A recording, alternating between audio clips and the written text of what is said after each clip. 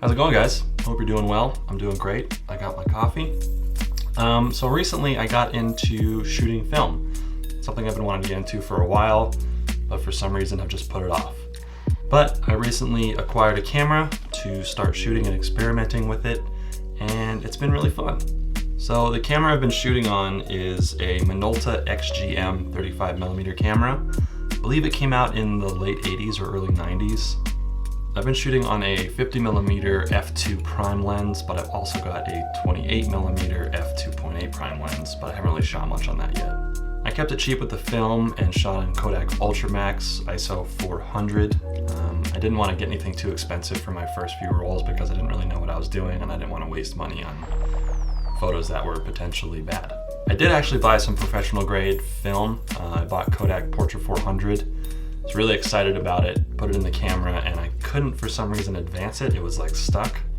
So I knew I had rolled it just a little bit inside the camera, and so I clicked the reverse button for some reason and rolled it back just a little bit thinking that I could unjam something. Well, I ended up reversing everything that I had pulled out back into the canister, rendering it unusable. That's like $14 for a single little roll of that. You get like 24 exposures or something. Really embarrassing, but I guess I learned my lesson and I won't do it again. I really enjoyed shooting film. It's kind of reignited my love for photography in a way. It really makes you focus on the subject because you don't have unlimited space to shoot photos. You're really limited to the 24 or 36 exposures that are in a canister. So you really move around and make sure you're getting the perfect photo before you snap it. Also, the exposure is a little different. Obviously, if you look through the viewfinder or LCD screen on a camera, you can just adjust accordingly. But with a film camera, you can't see the photo, so you have to make sure you're doing it right. And that's really helped me kind of relearn exposing photos. I got kind of lazy with digitals and you just kind of like move everything around until it looks okay in the camera and you snap the photo. Shooting on film has helped me not be so lazy with that. It's also kind of taught me patience. With film cameras, obviously you can't see the photos you've taken until you've gotten it developed or scanned. And depending on when you do it, that can be weeks or months. So it's been really fun to do that because it's kind of like reliving a memory because you see it down the road rather than right away.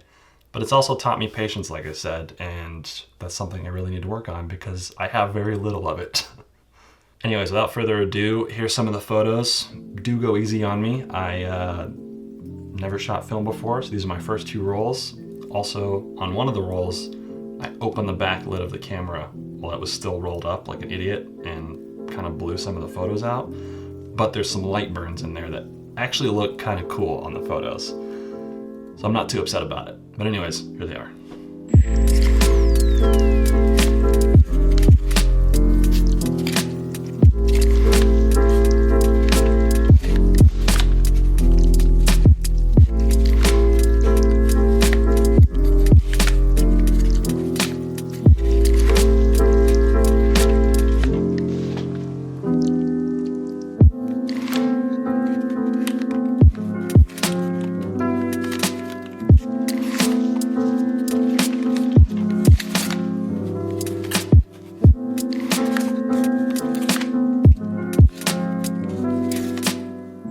Alright guys, well thanks for watching. I'm pretty happy with how they turned out.